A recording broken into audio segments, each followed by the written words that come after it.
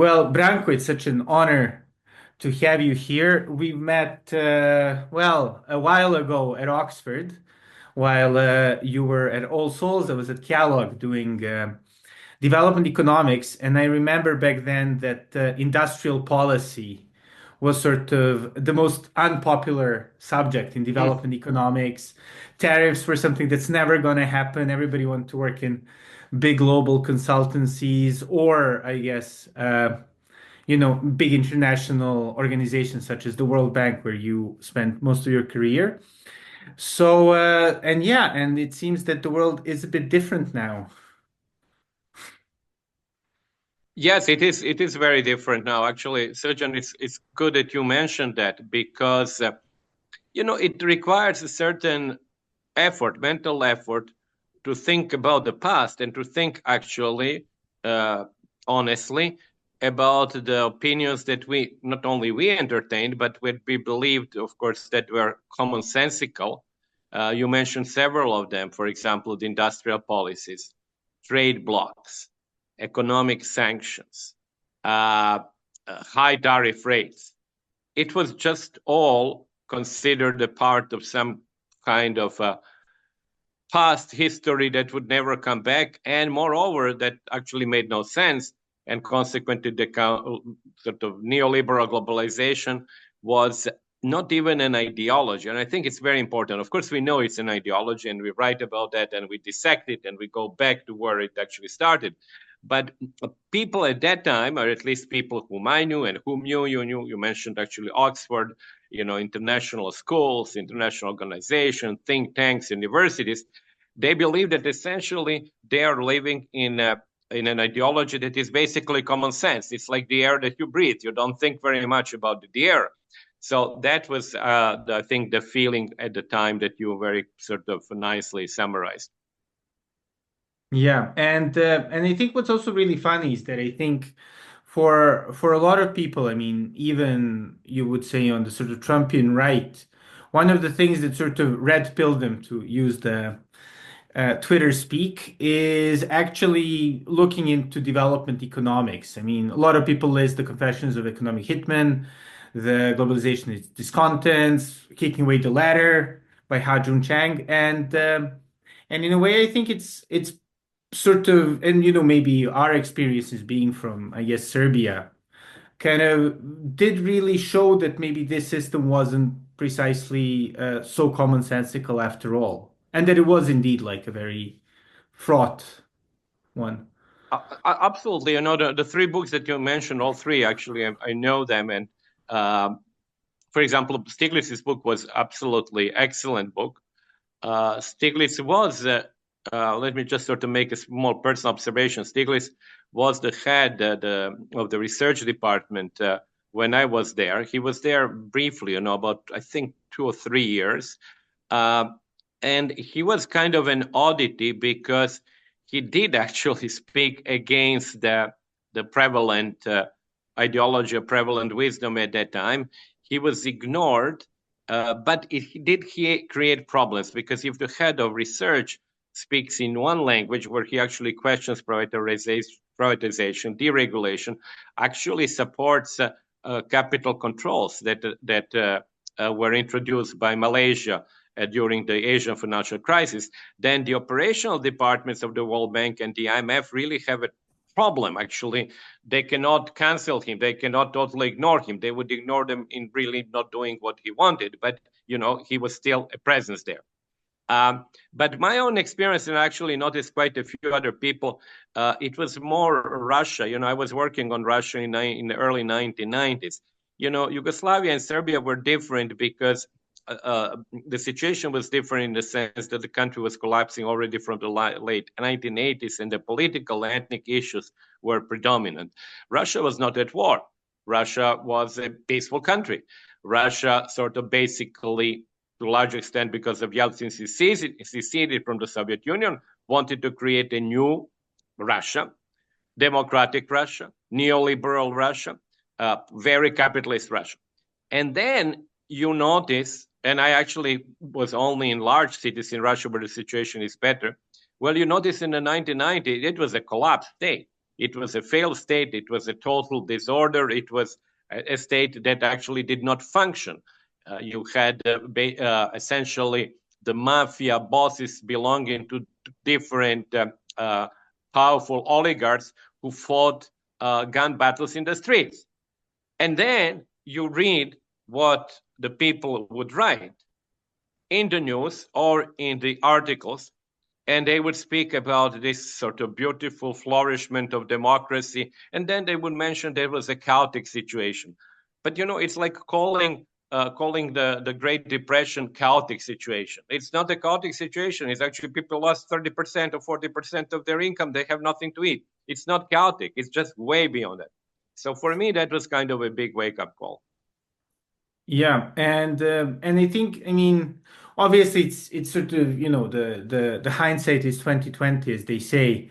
And your article from January, I think it was 2 weeks before the Trump's inauguration. I think it's from the Finland station. It's in your Substack. Yeah. Kind of caused quite a bit of a stir because, I mean, not only did you say that, Trump is sort of, well, maybe I'm putting, words in your mouth, but sort of a logical outgrowth of this Yeah. situation, but also something to the tune that the prior elite and the ideology was one of the most mendacious ever, the most sort of dishonest ever, and actually the most flawed. When did that occur to you? I mean, was it sort of, I mean, I guess, kind of, it's easy to be very dissatisfied being surrounded by the Economist readers. No, it's a slow process, actually. I even had quite several papers. Some of them were published, some not. For example, I had a paper very early, I would say in the mid 1990s in World Development. It's against the globalization as we know it. So it was an early sort of dissent from the globalization. But also I was somewhat limited by being in the World Bank, where you could have a sort of reasonable dissent, but not too much. Stiglitz' situation was different. Stiglitz was the head of the research department. He had extraordinary power. He was very famous. He was a Nobel Prize winner. So it was different from my situation. But let's go back to the article that you mentioned. What I think the main argument, in my opinion, there is the following. The change and the abandonment of neoclassical liberalization really started actually with Trump in 2017 with tariff rates on China, but really was not only continued, but was reinforced under the Biden administration, because one cannot forget this Biden administration that really started really imposing sanctions, including, of course, the sanctions on Russia. It was quite incredible that actually, when you're not at war, you seize assets that belong to the central bank of that country. No, it's understandable you would do that if you're at war with a country, but not if you're technically in peace. And then sanctions, of course, that continue on Cuba, then reinforced on Iran. The use of economic sanctions is a normal toolkit. And then, of course, the idea of the industrial policy, and then the idea of a high fence that was actually with regard to China, ban of Chinese companies for the IPOs in New York, significant limits on technological exchange with China. So that was all happening there. And that's where I disagree with people now from the liberal side, who essentially forget all that period. And they say, well, really, it is Trump that destroyed globalization. Indeed, Trump was a strong element, but he was a tool of history. The disregarding, the abandonment of neoliberal globalization started because of unsatisfaction in the political arena of rich countries, particularly the United States, and sort of the emergence of that group of discontents, people, malcontents, whom I call in my new book, who actually sort of shook the political system. So then the elite said, well, if we really have to deal with these guys forever, and they're going to really shake the political system here, so let's then go after China, because that's the cause of dissatisfaction here.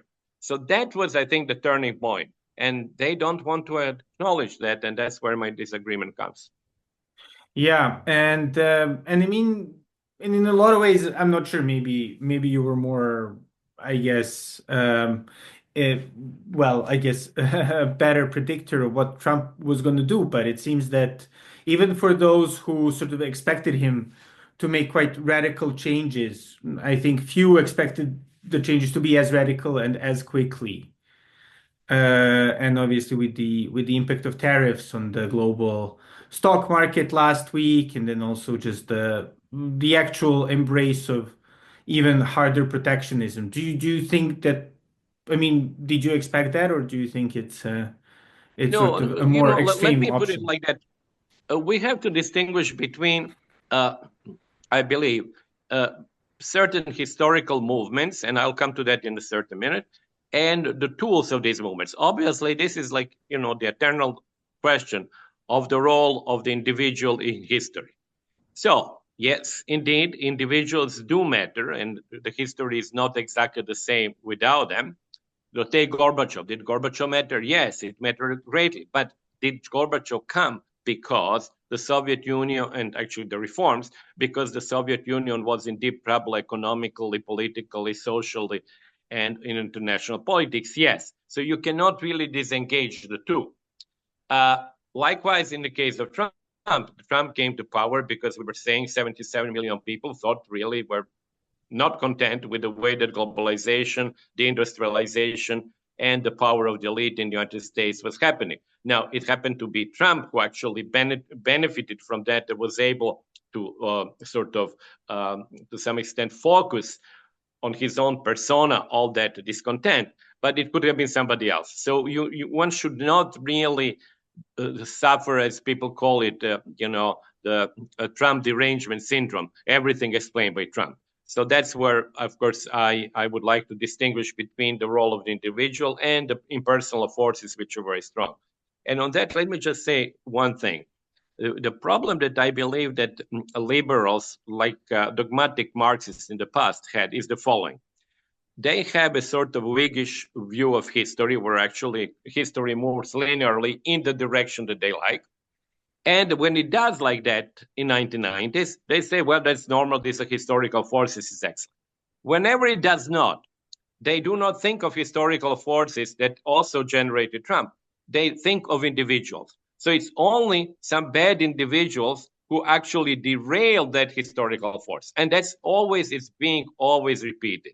And I was saying that was the same as, dogmatic Marxists. They actually also believe that, of course, history works in one way, or goes in one way. And then if you have something else, I suppose fascism, this is the last gasp of the declining bourgeoisie, but really the road is clear. So liberals and Marxists, the dogmatic Marxists, are very similar in that sense of denying that there are historical forces that sometimes go against what they believe should be happening. Yeah. So would you characterize this as a revolution, actually, or a counter-revolution? Well, the terms revolution, counter-revolution are really used this way or that way. In my forthcoming book, I characterize it as counter-revolution because, simply for simplicity, I use neoliberal revolution that actually started with Carter and Thatcher as the revolution. And then what happened is the counter to that revolution. But I'm putting these terms really between, between quotes, and I don't give them the sort of a typical interpretation where revolution is something which is pushing you further, and counter-revolution is something which is really sort of pushing you backwards. So it is, in some sense, the fact that these policies have been so widely now accepted is a change. It's a revolution or counter-revolution, whatever you want to call it. But the end of neoliberalism is there. I mean, the end Okay. of global neoliberalism. Domestic neoliberalism, I think, would continue, as we can see, actually, with the desire still to deregulate, to re-privatize, to reduce taxation, to have lower taxation on capital than labor. All of that continues. But global part, I think, is gone.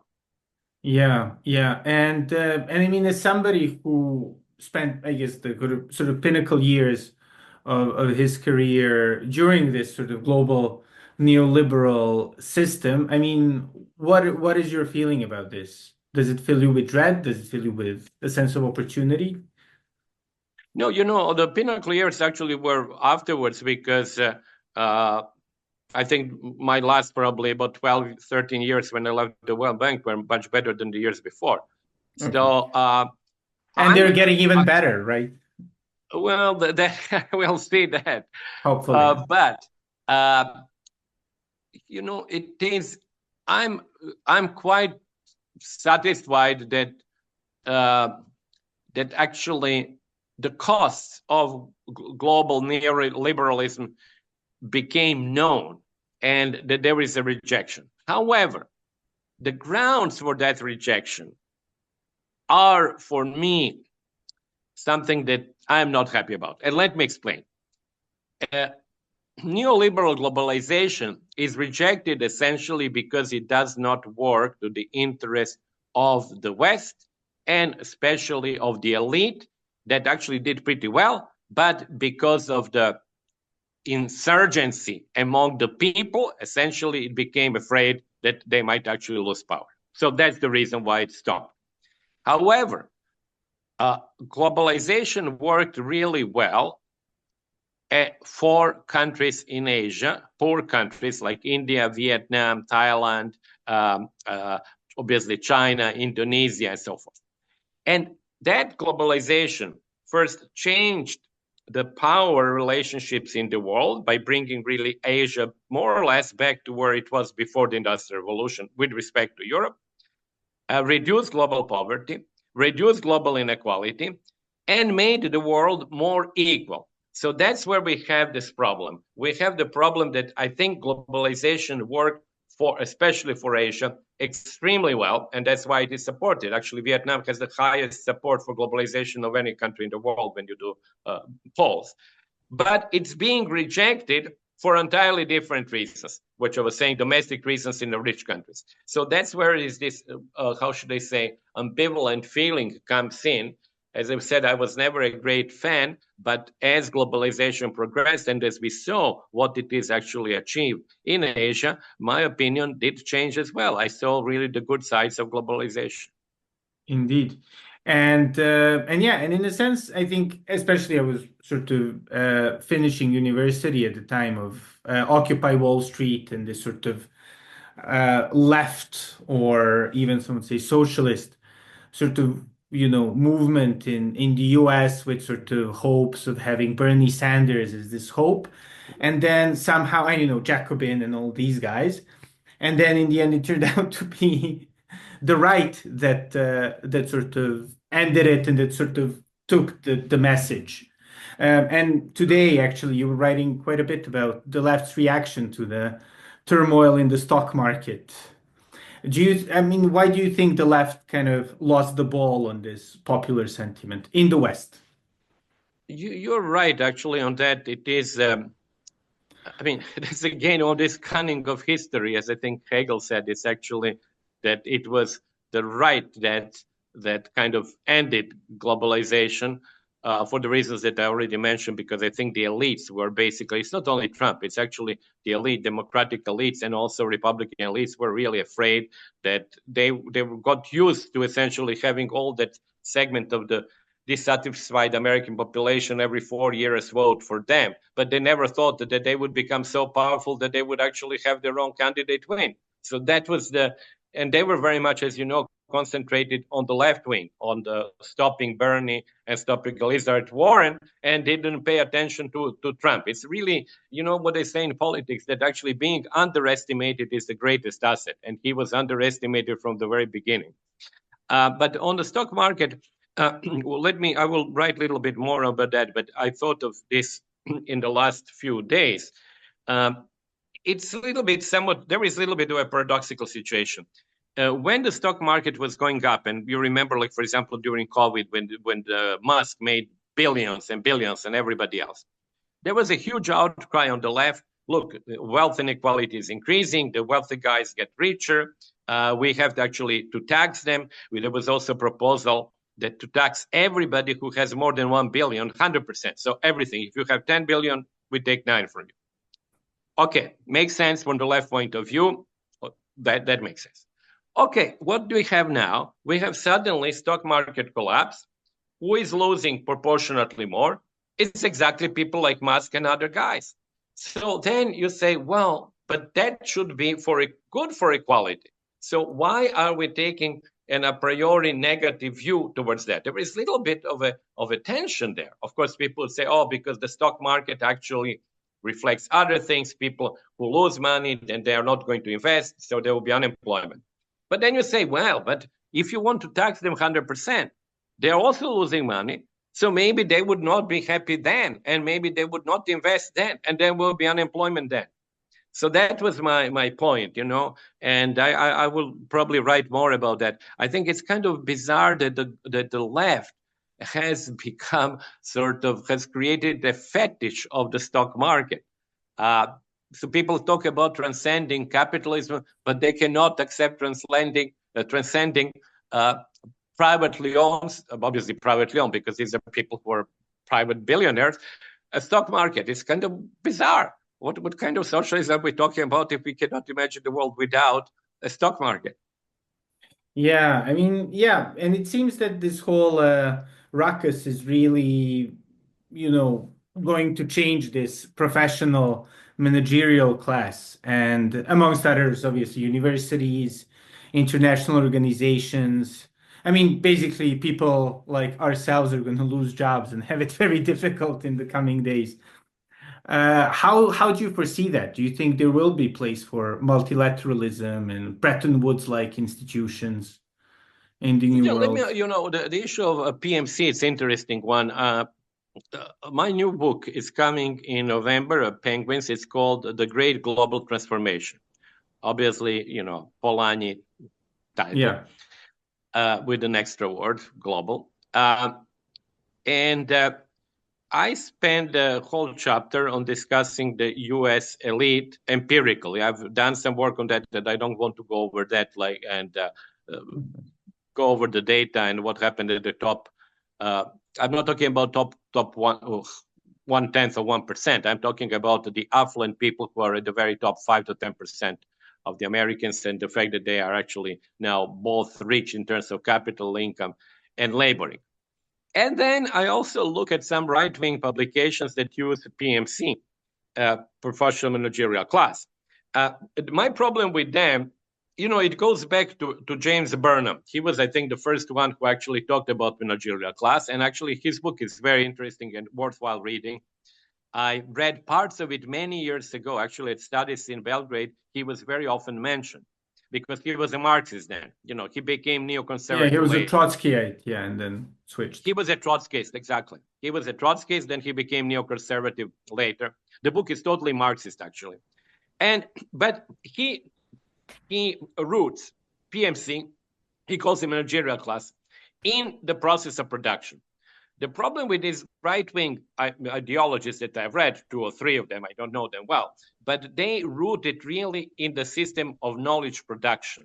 In other words, in universities, think tanks, and so on. And to me, having sort of essentially Marxist background, I think that the essential contradiction is in the production process.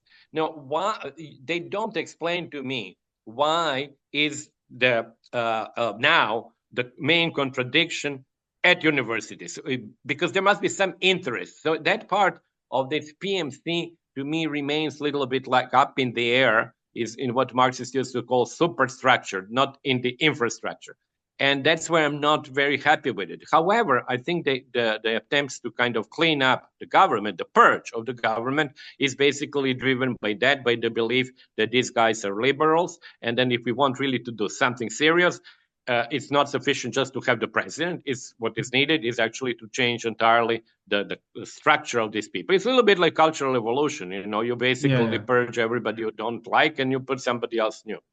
yeah. But do you not think that it's also sort of a technological change? I mean, sort of obviously with the AI, you probably don't need that many sort of knowledge workers. Even you can say that when I was working in consulting and stuff, I did find a lot of our work superfluous.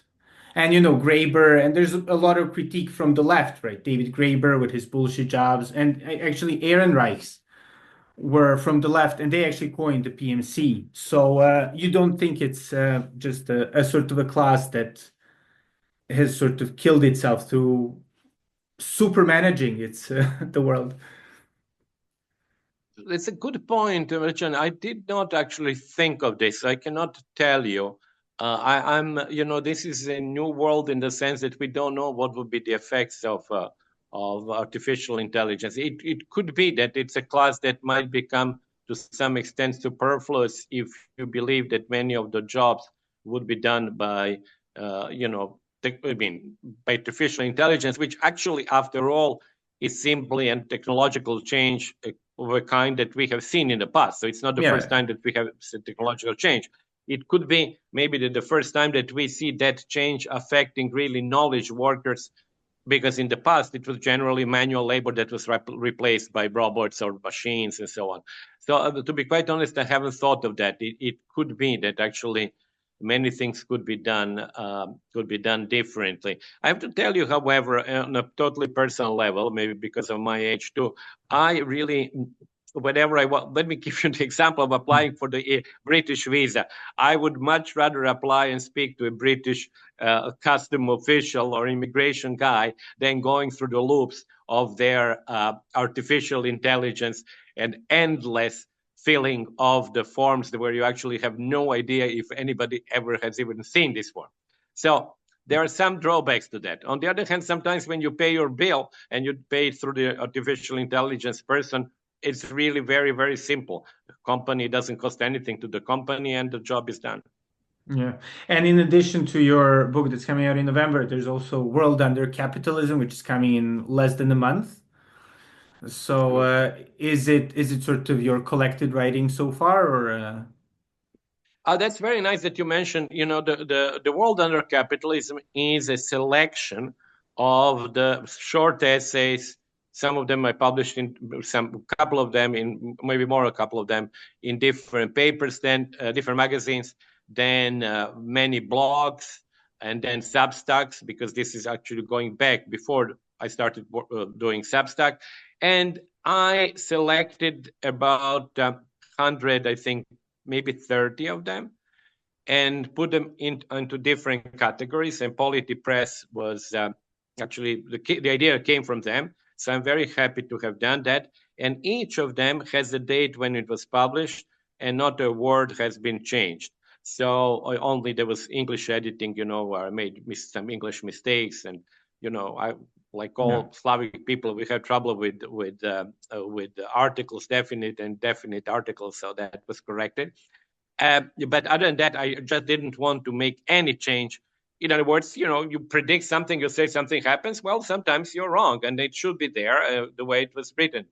But it covers very wide area, as you know. Actually, you have read, I'm sure, quite a few of them. So it covers the area about climate change, discussion of migration, socialism, China, Russia, and then it covers themes from my last book, Visions of Inequality, which didn't make it in a book. Like, for example, the question that many people ask me, why was not Keynes in a book dealing with inequality? So I wrote a Substack about that, and it is in the book. So there are many interesting issues. Economic history, maybe one which really became quite popular, is that why did not Constantinople become capitalist? It's a very interesting question. It was, Byzantium lasted 900 years after Rome fell, and it was the same empire.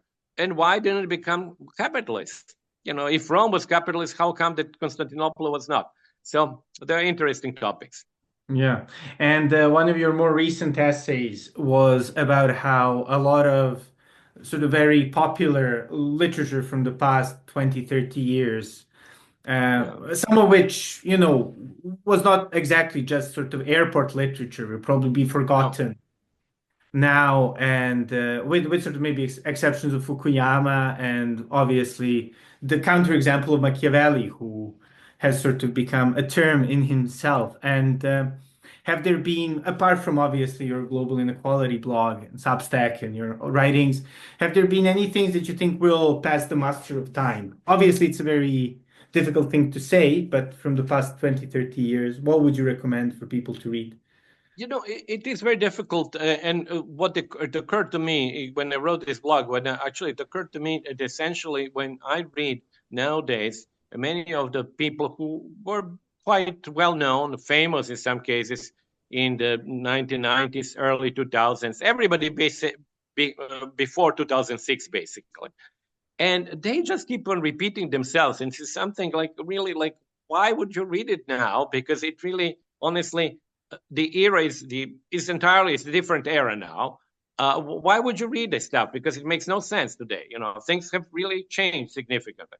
Now, of course, they would remain as writers from that time. Of course, Fukuyama would remain because he basically gave the name to a whole era. So his name would remain. Why did I take Machiavelli, other than I fact that I like Machiavelli, is the following reason. When you read him, he never wrote with an eye to the future because everything has to deal with really very concrete individual issues in basically Italian state. Florence, of course, as you know, Pisa, and so forth, Venice, then a French king, and a little bit of Spain. So it's very, very concrete. These are really the advices to, and his whole entire career was very concrete, advices to individual leaders where, in as you know, he was Different actually in states, yeah. jail for a while. Then he was Yeah. released. Medici treated him poorly, but then his work survived because these concrete problems became elevated simply because they really told us about how to conduct politics and what is morality in politics, what is the objective of politics, and so on. So I thought it was an interesting case because sometimes even if you really work with very, very sort of small issues and concrete issues, they might actually acquire a much more general and abstract relevance and can be read as we now read him, what is that, 500, almost 500 years after it was written. But many of the people who wrote in the 1990s, early 2000, I don't think we'll read them anytime soon. Yeah. Anybody you think might have given good advice? Well, you mean from the neoliberal perspective? I mean, from the past 20, 30 years. Yeah. I Fukuyama's mean, book was actually very important. We sometimes, how should I say, uh, criticize it mostly because there was a misinterpretation and the title became so famous, and then the title seems kind of really odd. But for example, his The Origins of the Political Order, the two volumes, I think, are really excellent books, and particularly the first volume.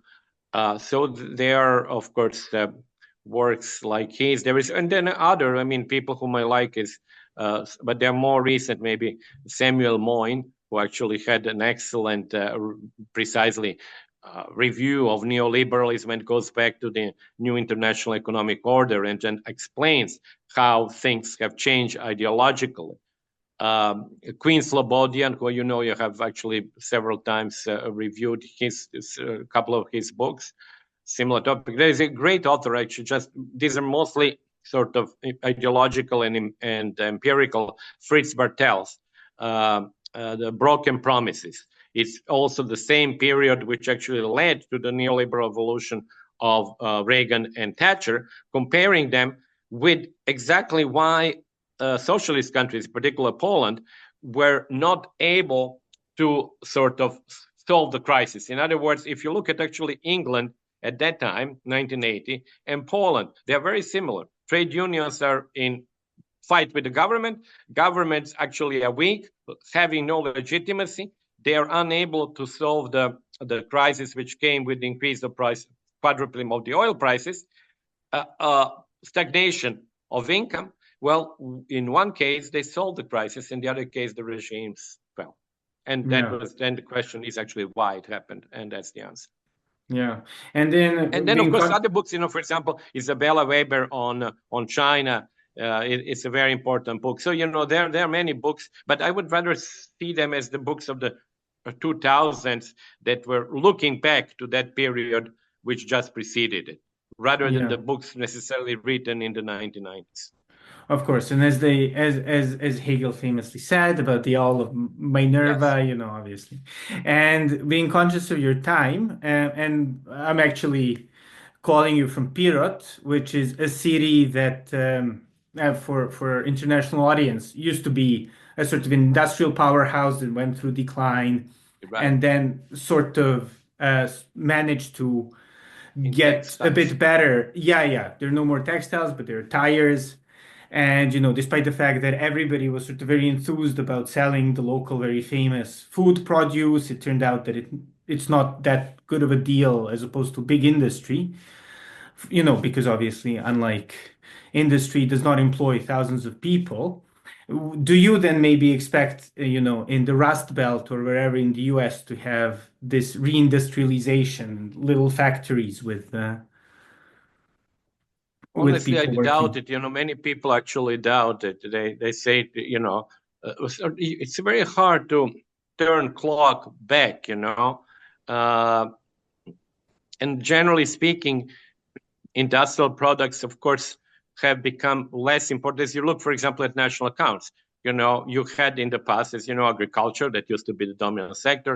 Then manufacturing became the dominant sector. And I remember at the very beginning when I started studying economics, services were like, 20, 30% of the GDP. Well, nowadays, services are 70%, even more. Agriculture is less than 5, 2%. But the issue is really that services, of course, are such a heterogeneous group. It's very unfortunate that we cannot really disentangle that much better, because I think it would really help us. The idea of bringing back manufacturing, I don't think it really makes too much. It's not very likely, let's put it like that. Mhm. But the creation of some other services, including, of course, high technology and things like that, yes, that's possible. And I suppose that's what this whole idea about industrial policy is sort of aiming for, So, Okay. there were, let me just conclude, there were industrial policies in the past that were successful. People think very often of Turkish, Brazilian industrial policies. Yes, they did exist. They were French. The Dutch, actually, French had a planning commission. The Dutch had a planning commission. These were industrial policies, and they worked. So it's not true that industrial policy will always not work. Yeah. Okay. Well, hopefully it works out for the US and I guess countries like Serbia, which are big sort of nearshoring centers. So yeah, that's going to be interesting Yes, for I us. mean, of course, small countries sometimes do have an advantage, for some things. Yeah. Yeah. So, Yeah. Sergey, So thanks a lot for thank you. having me on your show, and actually, I really enjoyed it very much.